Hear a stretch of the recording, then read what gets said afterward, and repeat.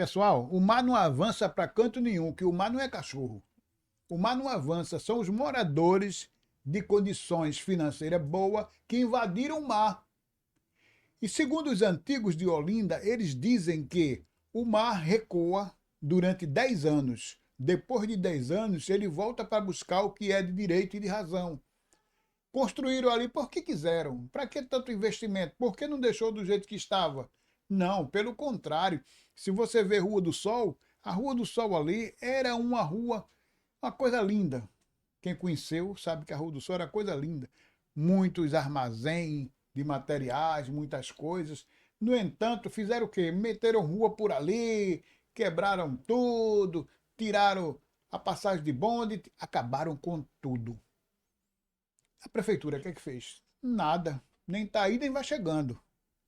Infelizmente, isso é uma mancha, né? Uma mancha que fica em Olinda, que se a gente não pegar, não raciocinar agora, para com que a gente possa haver essa mudança, né? Porque tá, Deus dará, né? Uns jogam para um lado, outros para o outro, enquanto isso o patrimônio fica no meio juntamente com a população. Vimos também o quê? O Jardim Atlântico, né? É. Se nós formos dar um ponto assim de antigamente, como era aquela área, como você conhece, fale sobre um pouco sobre ele, sobre o Olha, Jardim Atlântico. a gente pode, assim, é uma pesquisa rápida, vocês podem entender que o bairro em si, o bairro que é abrangente entre Bairro Novo, Casa Caiada e Jardim Atlântico, aquilo dali era praticamente uma área litorânea, né? Umas casas de praia que as pessoas vinham, assim como hoje existe Cabo de Santo Agostinho, Itapissuma, Itamaracá. Então, antigamente era um bairro valorizado, por quê? Porque eram casas de praia e casas de veraneio. Infelizmente, com a tomada da crescente da ocupação imobiliária, foi, foi sufocando e tornando em bairro, né? Urbanizando, isso que chamam, para tornar algo que dizem eles, algo moderno, que na realidade vai descaracterizando a cidade. E aos poucos ela foi, e o que está ocorrendo também. Vocês podem até verificar, for um olhar 360, vocês podem ver que Olinda, tanto Olinda como Recife, ela está sendo marginalizada pela modernização. E essa modernização está descaracterizando a cultura da própria local. Quem era Rio Doce? Rio Doce. Quando eu conheci Rio Doce, era uma vila de pescadores. Só tinha aquelas caiçarazinhas.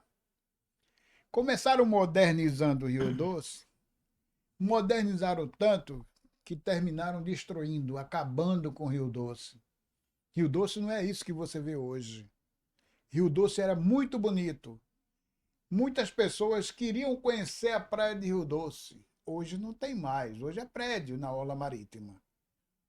E os prédios que tem lá tamparam a paisagem, acabaram, destruíram com Rio Doce, fizeram uma vila ao lado esquerdo quem vai para lá, aquela entrada de Rio Doce, a ponte de Rio Doce, e fizeram aquela vila ali, acabaram de destruir. Se você for em frente, sentido Janga, aquilo ali era uma maré produtiva que devia ser preservada. A prefeitura nunca ligou. E o Janga passou a ser paulista, né? Parte do Janga. Quem perdeu? Nós. Ninguém se preocupou com aquilo, nem se preocupa. Também esse problema maior é, como eu estava falando, a questão da urbanização desenfreada. A gente vê, não, com aquela desculpa, estamos favorecendo um acesso amplo. Esqueça. O que eles querem é o seguinte, é destruir para acabar com aquela paisagem. Quantas e quantas vezes a gente não se Já sentava? acabaram, né? Já acabaram. Mas quantas e quantas vezes a gente se sentava numa praça arborizada? E hoje, possa ser que existam, mas são praças adotadas. Por quê?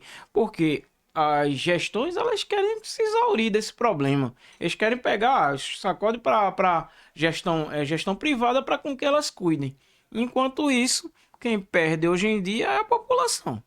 Eu vejo também a questão do artesão e o artesanato dentro de Olinda.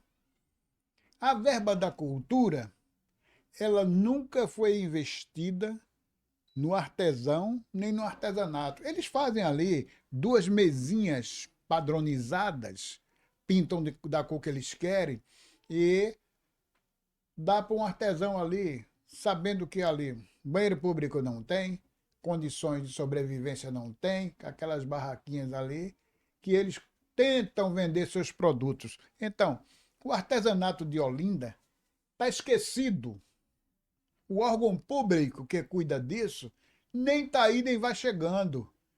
O prefeito de Olinda, vamos falar agora do prefeito, o prefeito de Olinda, que deveria pegar aquelas padronizações daquelas banquinhas, aquelas casas que eles fizeram, compraram com dinheiro público e fizeram ali artesanato, aquelas galerias de artesanato, aquilo deveria ser para o artesão, viu, prefeito? Não era para os atravessadores, não.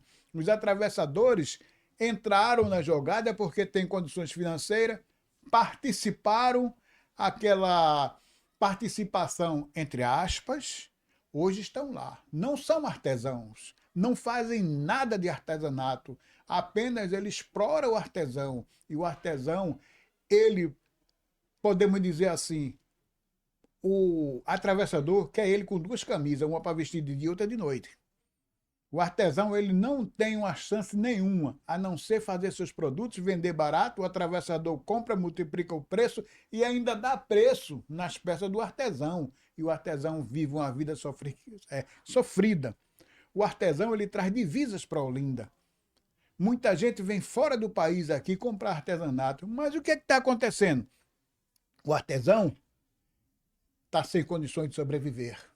Então houve o êxodo tanto do artesanato como dos profissionais. Tem pessoas que eram artesão, hoje não é mais. Abandonaram. Por que abandonaram? Porque não tem sobrevivência. O artesanato não tem, por causa dos atravessadores. É uma coisa que é complicada, né, de se falar, porque envolve, envolve uma cadeia de processos. Do qual? Eu falo também a você que é turismólogo, né? Que é um nome tá novo que falaram, turismólogo. Hum. Então, esses gestores, né, que estão se formando, que até então não trabalham no local onde deveriam ser recolocados na questão do trabalho, estão em fora, né? Acredito que muitos deles, ou muitos que vocês que estão me escutando, estão em outros países tentando buscar coisas melhores. Mas se a gente analisar dentro de nosso país, de nosso estado, nosso município, existe algo que é único, que é a cultura. Então, a partir dali, é o pressuposto que pode melhorar a qualidade de vida não só da pessoa, como também de um grupo, uma classe. Eu vejo que a verba da cultura ela é gasta em quê? Carnaval, em outras culturas, que não tem nada a ver com Ela artesanato. pode até ser desviada, né? E Infelizmente, o não existe artesão uma... aqui não tem vez. Na realidade, o artesão não tem vez. É, Eu entrei com um ofício para o senhor prefeito atual, entrei com um ofício para o senhor, pedindo que idealizasse um projeto para o Eufrásio Barbosa. O senhor mandou uma resposta, e a resposta foi: o Eufrásio Barbosa foi entregue para o governo do estado. Nenhum nem oito. Está lá no mesmo. Eu fui para uma feira de artesanato que houve no Eufrásio Barbosa, aquele que eu falei para o senhor que o artesão precisava. Está lá, elefante branco. Então, quando eu cheguei lá, fui olhar a feira como era. Não tinha um artesão de Olinda, viu? Um artesão de Olinda não tinha. Sabe o que era que tinha lá? Atravessadores, que traz artesanato de outros estados, de outros municípios e vendem ali. Mas de Olinda não tinha ninguém. O projeto que eu queria fazer era para ajudar os artesãos de Olinda. Mas o senhor foi o primeiro que fez o descaso. O senhor não deu importância. 2 mandatos que o senhor teve. E o elefante branco está ali. Artesão não tem vez, a maioria dos artesãos já mudaram, foram para outro estado, para outras prefeituras, aonde dá apoio ao artesão. Nós vimos aqui bem perto, Ponta de Pedra, dá mais apoio ao artesão do que o senhor prefeito aqui dentro da cidade de Olinda, patrimônio histórico e cultural